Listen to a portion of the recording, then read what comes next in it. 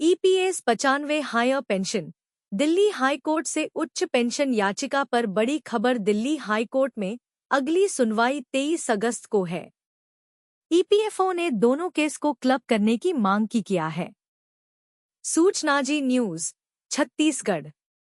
EPS 95 higher pension. EPS 95 higher pension पर high court से बड़ी खबर। कर्मचारी पेंशन योजना 1995 के तहत उच्च वेतन पर हायर पेंशन को लेकर कानूनी लड़ाई जारी है। कर्मचारी भविष्य निधि संगठन ईपीएफओ के खिलाफ मोर्चा खुला हुआ है। पेंशन भोगियों पेंशनर्स की तरफ से 2 याचिका पर दिल्ली हाई कोर्ट में दायर है, जहां ईपीएफओ ने दोनों केस को क्लब करने का आवेदन दे दिया है। इस मामले में अगली सुनवाई 23 अगस्त को है। ईपीएफओ का कहना है कि दोनों एक ही केस है, इसलिए क्लब कर दिया जाए। दोनों केस की सुनवाई एक साथ होने की संभावना है। इसके बाद मामला आगे बढ़ेगा। एक केस में जवाब नहीं आया है। दूसरे केस में ईपीएफओ ने क्लब करने के लिए मांग किया है। भारतीय खाद्य निगम food corporation of India FCI के कार्मिकों ने ईपीएफओ को उच्च पेंशन को लेकर हाई कोर्ट में घेर लिया है। Food corporation of India retired federation, food corporation of India retired federation और FCI retire welfare association, FCI retiree welfare association ने याचिका दायर की है, जिस पर सुनवाई चल रही है। ईपीएफओ और एफसीआई के बीच ट्रस्ट विवाद चल रहा है। ट्रस्ट के नियमों और ईपीएफओ रूल्स का उल्लंघन करने का आरोप लगाया गया है। ईपीएस 95 रूल्स 11/3 के तहत बेसिक और डीए का 8.33% सैलरी से लेकर पेंशन फंड में डालना होता है। सहमति पत्र नहीं लेने का कारण बताया जा रहा है।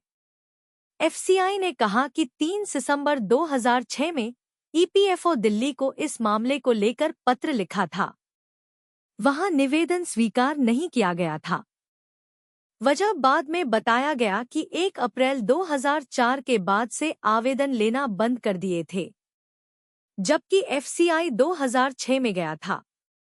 ईपीएस 95 राष्ट्रीय संघर्ष समिति रायपुर के अध्यक्ष अनिल नामदेव ने सूचनाजी.com को बताया कि सुप्रीम कोर्ट पहले ही ईपीएफओ की इस बात को खारिज कर चुका है, जिसमें समय सीमा तय की गई थी। ईपीएफओ ने यह भी कहा था कि जिनके खुद के ट्रस्ट हैं, उसके लिए हायर पेंशन लागू नहीं होता है। इस दावे को भी सुप्रीम कोर्ट खारिज कर चुका है।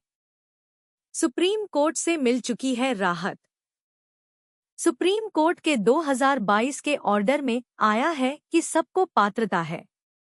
ईपीएफओ ने किसी के हायर पेंशन के फॉर्म को रिजेक्ट किया है तो उनको अधिकार दिया जाए। पीएफ फंड से पैसा निकालकर एम्प्लॉइज डिफरेंस अमाउंट जमा कर सकता है। फॉर्मूले के आधार पर हायर पेंशन दिया जाए। ईपीएफओ और एफसीआई में मामला फंसा है। ईपीएफओ ने यह भी दावा किया था कि एफसीआई ने 26/6 की औपचारिकता भी पूरी नहीं की गई थी।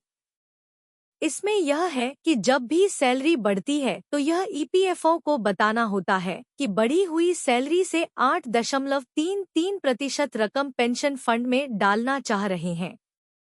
इसकी अनुमति नहीं ली गई थी। एफसीआई ने कहा इसकी आवश्यकता ही नहीं थी। EPS 95 higher pension news. सेफी ने की श्रम मंत्री से उच्च पेंशन पर हस्तक्षेप की मांग। ईपीएफओ कर रहा सुप्रीम कोर्ट के आदेश का उल्लंघन। ईपीएस 95 उच्च पेंशन को लेकर सेल और ईपीएफओ के बीच विवाद बढ़ रहा है। सेफी ने श्रम मंत्री से हस्तक्षेप की मांग की है। सुप्रीम कोर्ट के आदेश के बावजूद उच्च पेंशन का लाभ नहीं मिल रहा, जिससे कर्मचारी असंतुष्ट हैं। भारतीय स्टील प्राधिकरण लिमिटेड, सेल और कर्मचारी भविष्य निधि संगठन ईपीएफओ के बीच ईपीएस 95 उच्च पेंशन को लेकर विवाद गहराता जा रहा है। कर्मचारियों और अधिकारियों को उच्च पेंशन से वंचित रखा गया है, जिससे पीएफ ट्रस्ट का मामला जोर पकड़ रहा है। Steel executive federation of India (ACFI) के चेयरमैन और बीएसपी ऑफिसर्स एसोसिएशन के अध्यक्ष नरेंद्र कुमार बंछोड़ ने श्रम, रोजगार, युवा मामले और खेल मंत्री मनसुख मांडविया से इस मामले में हस्तक्षेप करने की मांग की है।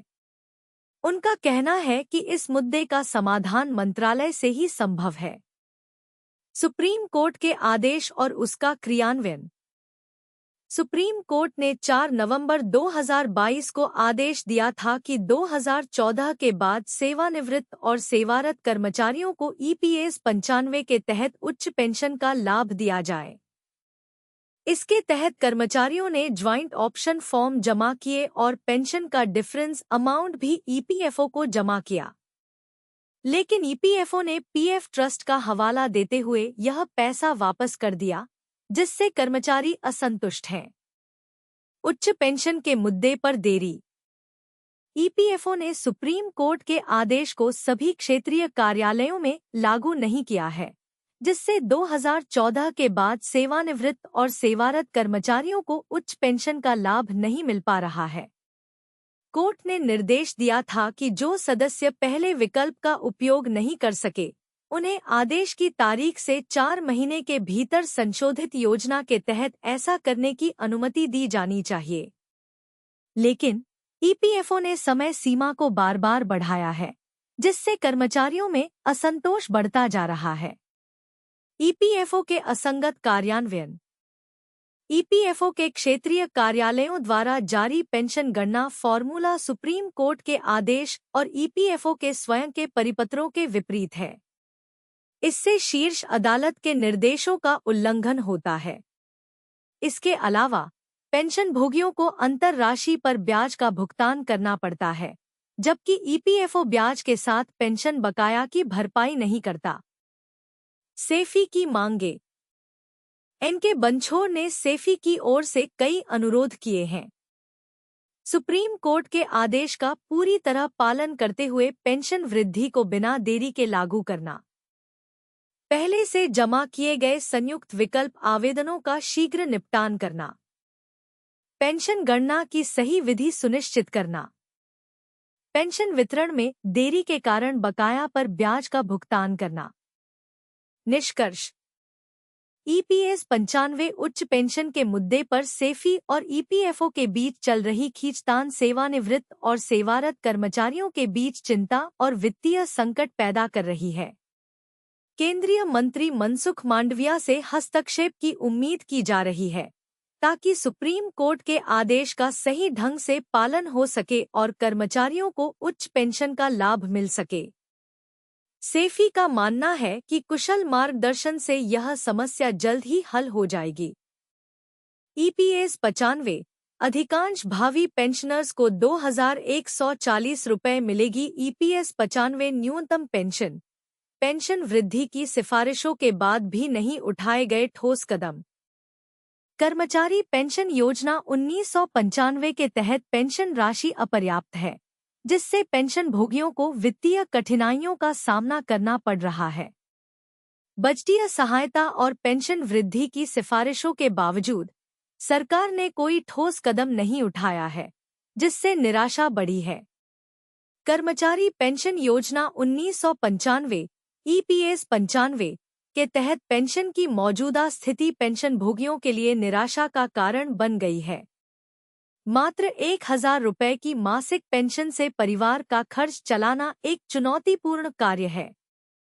केंद्रीय बजट में उम्मीद थी कि वित्त मंत्री निर्मला सीतारमण कुछ ऐसे कदम उठाएंगी, जिससे पेंशन भोगियों को राहत मिल सके। पेंशन आंदोलन के नेताओं ने 2 बार प्रधानमंत्री नरेंद्र मोदी से मुलाकात की थी और उन्हें आश्वासन भी मिला था, लेकिन जमीनी स्तर पर कोई बदलाव नहीं हुआ। सरकार और ईपीएफओ पर टिप्पणी। कर्मचारी भविष्य निधि संगठन ईपीएफओ और मोदी सरकार के खिलाफ विभिन्न प्रकार की टिप्पणियां की जा रही हैं। ईपीएस 95 न्यूनतम पेंशन को लेकर पेंशन भोगी रामकृष्ण पिल्लई ने राज्यसभा में सरकार के जवाब को हैरान करने वाला बताया है। उन्होंने कहा कि पुराने कर्मचारियों के लिए बजटीय सहायता के साथ न्यूनतम पेंशन में वृद्धि की कोई योजना नहीं है। पेंशन योग्य वेतन सीमा। पेंशन योग्य वेतन सीमा 6,500 रुपये थी, जिसके अनुसार अधिकांश पेंशन भोगियों को मात्र 2,140 रुपये प्रति माह की न्यूनतम पेंशन मिलती है। इसका अर्थ है कि 2,000 रुपये की न्यूनतम पेंशन देने के लिए अतिरिक्त बजटीय सहायता केवल 31 अगस्त 2014 तक सेवानिवृत्त हुए कर्मचारियों तक ही सीमित होगी। यह स्थिति सरकार को स्पष्ट रूप से समझाई जानी चाहिए। बजटीय सहायता की सिफारिश। 2018 में उच्च स्तरीय समिति (HPC) ने बजटीय सहायता के साथ 2,000 रुपये प्रति माह की न्यूनतम पेंशन की सिफारिश की थी, लेकिन इस सिफारिश पर अब तक कोई ठोस कार्रवाई नहीं हुई है। पेंशन भोगियों का मानना है कि सरकार ने इस महत्वपूर्ण मुद्दे को नजरअंदाज कर दिया है। युवा कर्मचारियों का भविष्य। बता दें, इस मामले पर ब्रह्माजी राव वसंथाराव ने EPS 95 पेंशन के मुद्दे पर खुलकर अपने विचार व्यक्त किए। उन्होंने कहा कि फुर्सत के कर्मचारी कहीं भी लोकप्रिय नहीं है और सरकार की नज़र में सारे बूढ़े बोझ बन गए हैं। उनके अनुसार, जब एक 25 वर्षीय युवक नौकरी शुरू करता है, तो उसकी पहली महीने की सैलरी सरकार के EPFO खाते में जमा होती है। यह राशि 40 साल तक सरकार के पास रहती है, जब तक वह कर्मचारी रिटायर नहीं होता। यह एक प्रकार से सरकार के लिए सबसे स्मार्ट बजट है, जहां वे इस राशि का उपयोग कर सकते हैं। निष्कर्ष। कर्मचारी पेंशन योजना 1995 के तहत मिलने वाली न्यूनतम पेंशन भोगियों के लिए निराशाजनक है।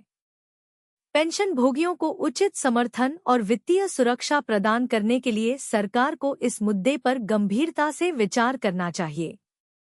बजटीय सहायता के माध्यम से न्यूनतम पेंशन में वृद्धि की सिफारिशों को लागू करना आवश्यक है, ताकि पेंशन भोगियों को वित्तीय स्थिरता मिल सके और वे सम्मानपूर्वक जीवनयापन कर सकें। EPS 95 पेंशन वृद्धि वरिष्ठ नागरिकों के अधिकारों और न्याय के लिए एक निर्णायक जीत। EPS 95 पेंशन वृद्धि कर्मचारी पेंशन योजना एम्प्लॉय पेंशन स्कीम 95 पेंशनर्स की पेंशन बढ़ाना भारत सरकार के सामने न केवल आर्थिक चुनौती है, बल्कि यह नैतिक जिम्मेदारी भी है। अपने जीवन के महत्वपूर्ण वर्षों में देश के विकास में योगदान देने वाले ये पेंशनर्स अब समाज में सम्मान और गरिमापूर्ण जीवन के हकदार हैं। पेंशन में बढ़ोतरी पेंशनर्स की आर्थिक सुरक्षा सुनिश्चित करने का जरिया बनेगी। इस संबंध में सुप्रीम कोर्ट ने भी अपने फैसले में कहा है कि पेंशनर्स की गरिमा बनाए रखने के लिए समय समय पर पेंशन में बढ़ोतरी करना जरूरी है। EPS 95 पेंशन वृद्धि पेंशनर्स के लिए विशेष प्रावधान किए जाएं। वरिष्ठ नागरिक हमारे समाज की धरोहर हैं। उन्हें अपने बच्चों पर निर्भर हुए बिना स्वतंत्र और गरिमापूर्ण जीवन जीने का पूरा अधिकार है। कर्मचारी पेंशन योजना एम्प्लॉय पेंशन स्कीम इनमें से कई पेंशनर्स उम्र और स्वास्थ्य संबंधी चुनौतियों का सामना कर रहे हैं और वे उचित और सम्मानजनक व्यवहार की अपेक्षा रखते हैं। कोर्ट के दिशा निर्देशों के बावजूद सरकार उनकी स्थिति में सुधार के लिए कोई ठोस कदम नहीं उठा रही है। यह जरूरी है कि आगामी बजट में विशेष प्रावधान किए जाएं, ताकि इन वरिष्ठ नागरिकों को आवश्यक राहत मिल सके। खुशहाल पेंशन भोगी राष्ट्र की संपदा है। खुशहाल और स्वस्थ पेंशन भोगी न केवल अपनी सेवानिवृत्ति के बाद समाज के लिए मूल्यवान है। कर्मचारी पेंशन योजना एम्प्लॉय पेंशन स्कीम बल्कि वे राष्ट्र की संपदा भी हैं। दुनिया के कई लोकतांत्रिक देश पेंशन भोगियों के कल्याण के लिए कई पहल करते हैं, लेकिन भारत में इस दिशा में प्रगति की दर बहुत धीमी है। अब समय आ गया है कि भारत सरकार भी इस मामले में ठोस कदम उठाए। EPS 95 पेंशन वृद्धि पेंशन भोगियों के कल्याण के लिए आवश्यक कदम। पेंशन भोगियों के जीवन स्तर में सुधार के लिए सरकारी नीतियों में संशोधन करने तथा विशेष प्रावधान करने की दिशा में ठोस कदम उठाने की आवश्यकता है। इस वर्ष के बजट में पेंशन भोगियों के लिए आवंटित धनराशि में वृद्धि करने का प्रस्ताव है। ताकि उन्हें अधिक वित्तीय स्थिरता प्रदान की जा सके। पेंशन का उचित निर्धारण।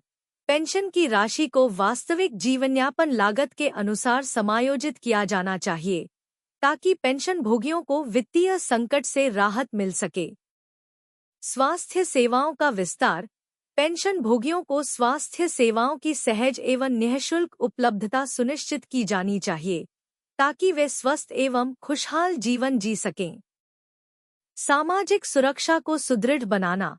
समाज में सुरक्षित एवं सम्मानजनक जीवन सुनिश्चित करने के लिए पेंशन भोगियों को विभिन्न सामाजिक सुरक्षा योजनाओं में शामिल किया जाना चाहिए। पेंशन भोगियों की विषम स्थिति पर भारतीय लोकतंत्र की चुनौती। भारत, जो दुनिया का सबसे बड़ा लोकतंत्र है, को अपने पेंशन भोगियों की दुर्दशा पर गंभीरता से विचार करने की जरूरत है। जहां एक ओर सरकारी सेवानिवृत्त पेंशन भोगी कई विशेषाधिकारों और लाभों का आनंद ले रहे हैं, वहीं दूसरी ओर कर्मचारी पेंशन योजना, एम्प्लॉय पेंशन स्कीम 95 योजना के तहत आने वाले पेंशन भोगी आर्थिक संघर्षों का सामना कर रहे हैं। इस असमानता को दूर करने का यह सही समय है। सरकार को इन वंचित पेंशन भोगियों की समस्याओं का समाधान करने तथा उन्हें सम्मानजनक एवं गरिमापूर्ण जीवन देने का प्रयास करना चाहिए।